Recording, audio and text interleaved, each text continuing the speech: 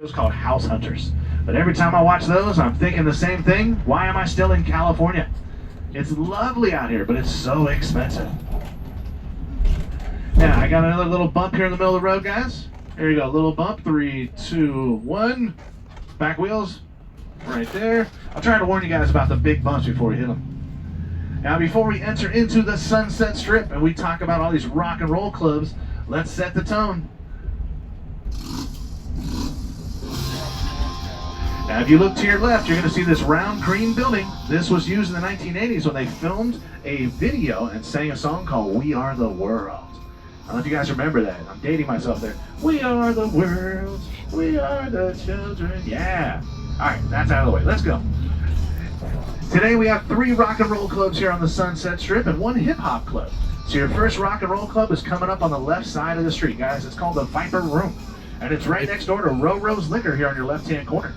So the Viper Room is painted all black, and this club is really known for 2 things in particular. Used to be owned by Johnny Depp. You guys know Captain Jack Sparrow. He used to own this club. He sold it back in 1995. But when he was the owner, October 31st, 1993, the sad passing of River Phoenix in front of the club there.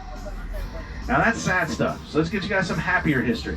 Coming up here on your right-hand corner, we have the Whiskey A Go-Go. Now this is what they call the most famous rock and roll club on the West Coast, period. And this place has so much history. I can easily spend a couple of hours talking about this place and all the stories, but let's make it quick. 1964, the Whiskey A Go-Go opens up. You guys can notice whiskey is misspelled. There's no E. That's because the city of Los Angeles says you cannot have the name of an alcohol on your building. So they used to call it the Whisk. And in the 1960s, you had bands here like The Doors, Buffalo Springfield, Frank Zappa. Then you got these guys on the radio, Motley Crue. They were the house band here for a few years. Then when they got really popular and left around 1983, other bands stepped in to take their place like Rat, R-A-T-T. Then you had Poison, the glam rock was born. 1986, Guns N' Roses, the list goes on and on. Now, this was like a giant party out here in the 1980s. They have movies, they have TV shows about it, and it still gets kind of crazy out here on the weekends, but nothing like the 1980s. Our last rock and roll club is here on your right, guys. Looks like our views are partially blocked by these trucks, but this is the Roxy. The Roxy is not just known for rock and roll shows, but also this is where they filmed a movie called Cheech and Chong's Up in Smoke.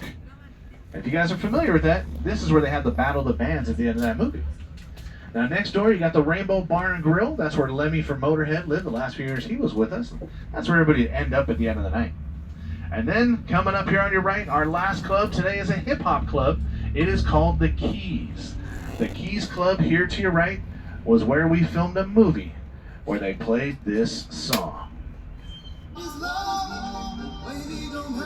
This was the Roxbury in the movie A Night at the Roxbury.